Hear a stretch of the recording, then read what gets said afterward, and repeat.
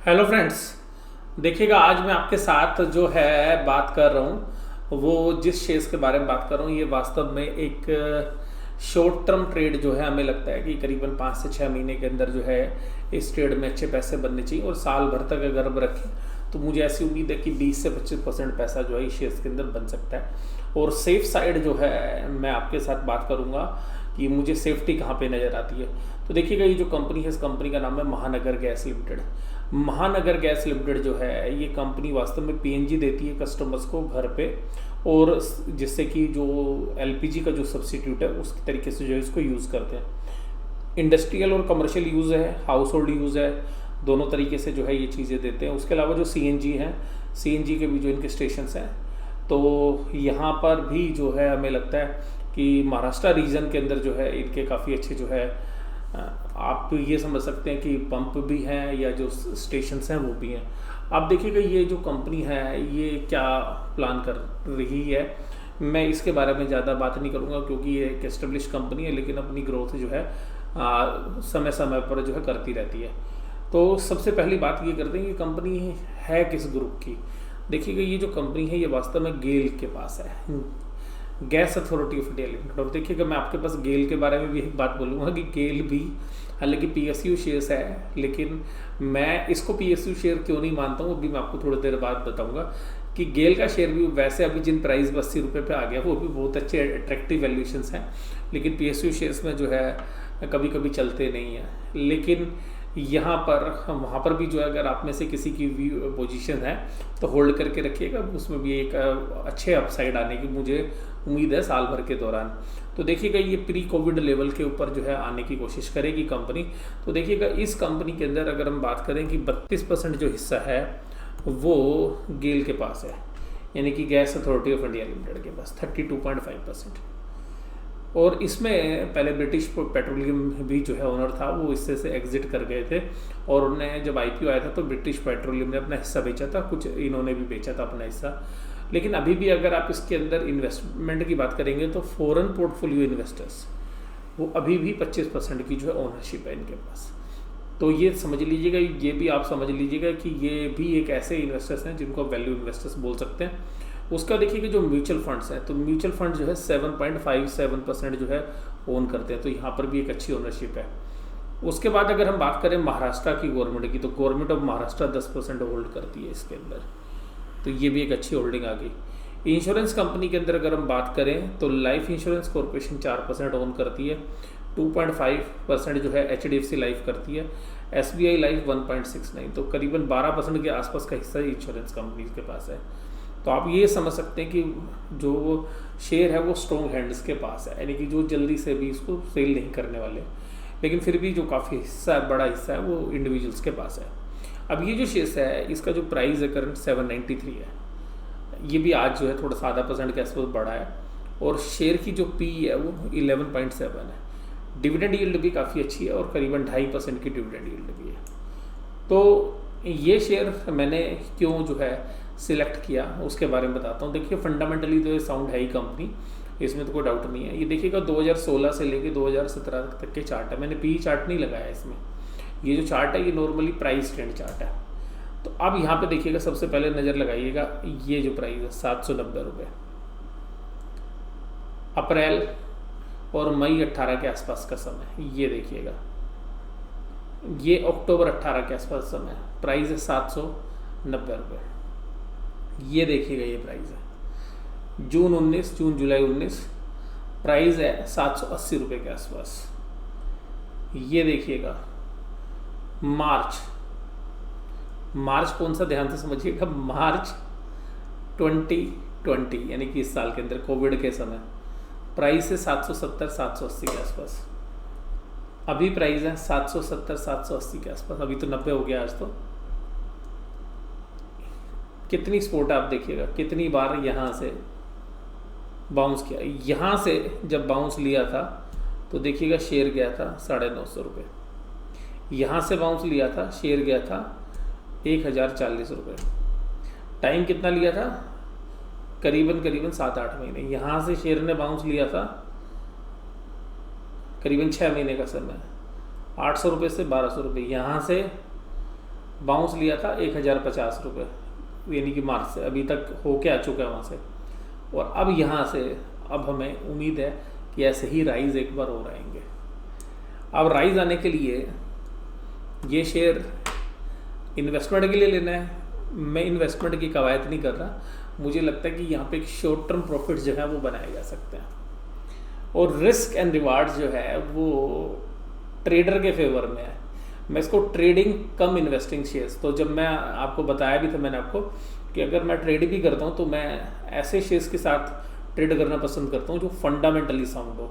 अगर उसकी पोजीशंस भी अगर आप लेके चलें और मान लीजिएगा ये 800 रुपये से 1000 रुपये भी हो जाए और साल भर का समय भी ले लें तो 25% की रिटर्न्स आ जाएंगी। लेकिन मुझे ऐसा लगता है कि ये शेयर उससे पहले ही जो है आपको 1000 रुपये के प्राइस दे सकता है। और मुझे ऐसा लगता है कि अगर 10% की रिटर्न्स भी अगर आपको 6 महीने में मिल जाए, यानी कि यहाँ से 80-90 रुपये भी चलता है, तो आपको 10% की रिटर्न अगर 6 महीने मिल जाता है तो भी आप समझिएगा कि ये रिटर्न जो है आपकी एनुअलाइज 20% कर देती है। तो यहाँ पर जो है मैं अभी आगे बढ़ता हूँ। अब देखिएगा ये इस सेगमेंट के अंदर जो कंपनी है अदानी गैस, वो 51 की पी पर चलती है। इंद्रप्रस्थ गैस 25 के, यानी कि इंद्रप्रस्थ का सिमिलर बिजनेस है, ये दिल्ली में सप्लाई करते हैं। IGL ये महाराष्ट्र में करते हैं, ये 11.7 है। तो अगर आप इससे कंपेयर करेंगे तो ये जो बिज़नेस है ये आपको कितनी वैल्यूएशंस पर मिल रहा है, आधी वैल्यूएशंस पर मिल रहा है। देखिएगा कोविड की वजह से इनकी सेल भी घटी थी, प्रॉफिट भी घटे थे, तो मैं उस पर ज़्यादा बात नहीं करूँगा। अभी इस क्वार्टर के अंदर भी हो सकता है ख़राब रिजल्ट आएंगे तो आपको हो सकता है थोड़ा और भी नीचे मिल जाए, बट मुझे ऐसा लगता है कि यहाँ पे एक्यूमुलेट करने के जो प्राइस हैं वो आ चुके हैं। तो यहाँ पे जो एक्यूमुलेट करने की जो प्राइस हैं यहाँ पे हो सकता है कि आधा शेयर आप यहाँ पे ले सकते हैं। मुझे तो ऐसा लगता है कि ये जो प्राइस है इसी से यहाँ से बाउंस कर जाएगा शेयर।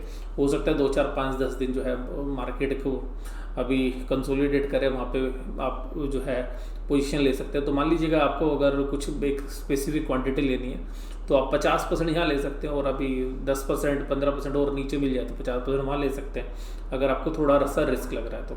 लेकिन मैं फिर भी आपको ये बोलूँगा कि अपने फाइनेंशियल एडवाइजर से सलाह जरूर लीजिएगा। और ये मैं किस तरीके से अपना जो प्लान बना रहा हूँ वो अभी आपके साथ शेयर करूँ। मैंने अभी शेयर खरीदा नहीं है, लेकिन मैं इसको प्लान कर रहा हूँ कल के लिए, और कल के लिए या जैसे भी मुझे मौका मिलेगा। तो अब देखिएगा जो सबसे खास बात है जो मैं बताऊंगा आपको, ये देखिएगा शेयर्स की ना सेल्स 13% बढ़ी है 3 साल के दौरान। 3 साल के अंदर इसका प्रॉफिट बढ़ा है 26% हर साल, यानी कि 26। और शेयर का प्राइस हर साल घटा है 12%, यानी कि आपको बहुत कम ऐसे शेयर्स मिलेंगे जहाँ पे प्रॉफिट 26% की रेट से बढ़ रहा हो, और वो भी लगातार 3 साल, और आपका शेयर प्राइस हर साल घट रहा हो 12%।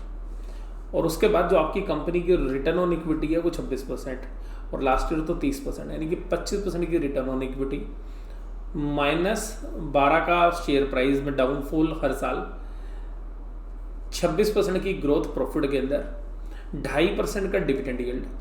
फंडामेंटली तो मुझे पता ही है कि ये यहाँ से फंडामेंटल रीजंस तो हैं इसके ऊपर जाने के, लेकिन अभी क्या होगा कि इकोनॉमी के अंदर मंदा है, तो ये अभी आपको 6, 7, 8 महीने आपको वो रखना पड़ेगा। हो सकता है कि 20, 30, 40 रुपये तो वैसे ही चल जाए, 2-4 दिन में ही चल जाए, हो सकता है कल भी चल जाए।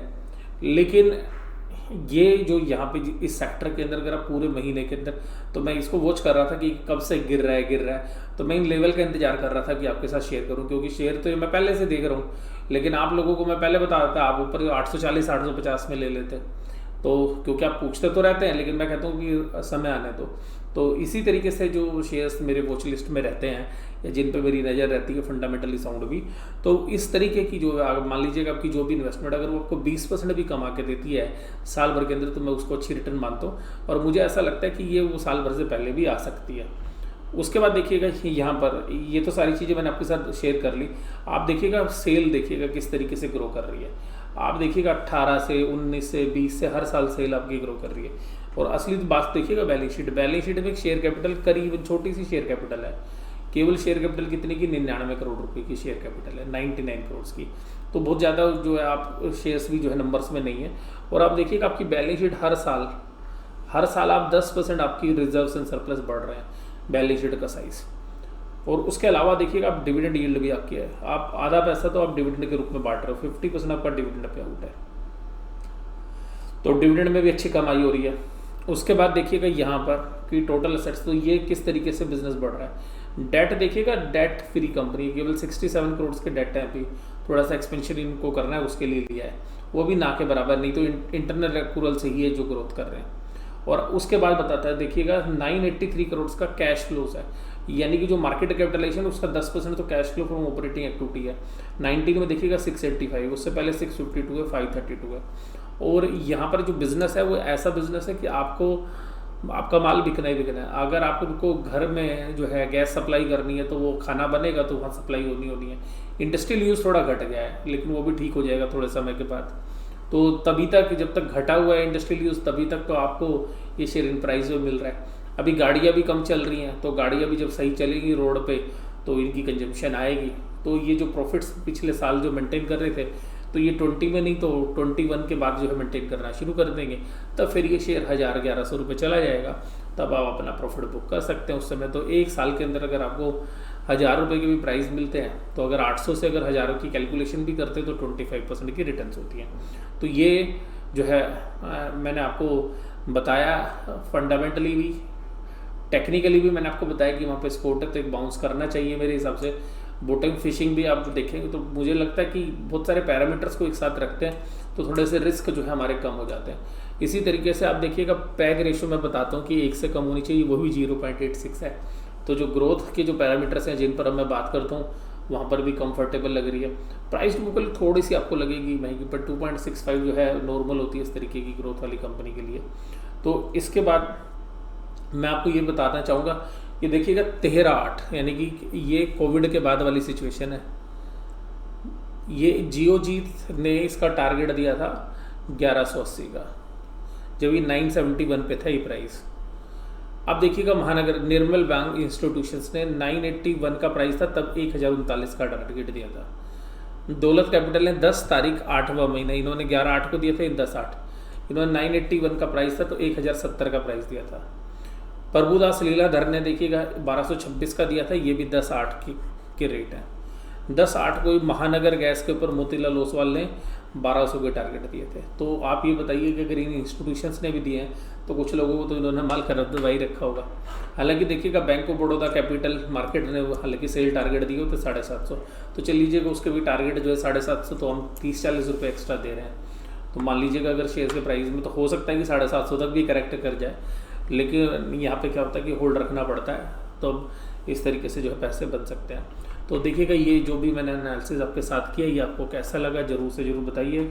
तो ये जो शेयर था, ये आप ये समझ लीजिए कि शेयर इस महीने के लिए मैंने आपको शेयर बताया और केवल जो है ट्रेडिंग का पर्पज़ है। हालांकि देखिएगा इन्वेस्टमेंट में भी कोई दिक्कत नहीं है, लेकिन आपने देखा चार्ट के अंदर कि ये साल के भर के दौरान क्या है, एक बार ऊपर जाता है एक बार नीचे जाता है। तो आपको 5 मैंने ऐसे प्राइस बताए जहाँ पर कि ये अपनी सपोर्ट पे आके खड़ा है, तो जहाँ से बाउंस करने की मुझे काफ़ी उम्मीद है। इसी तरीके से मैंने आपको बीपीसीएल के शेयर के बारे में बताया था, लेकिन बीपीसीएल का शेयर उससे थोड़ा सा ऊपर है, तो अभी वो 310 के आसपास आएगा, तो उसमें भी जो है टेक्निकल बाउंस हो सकता है।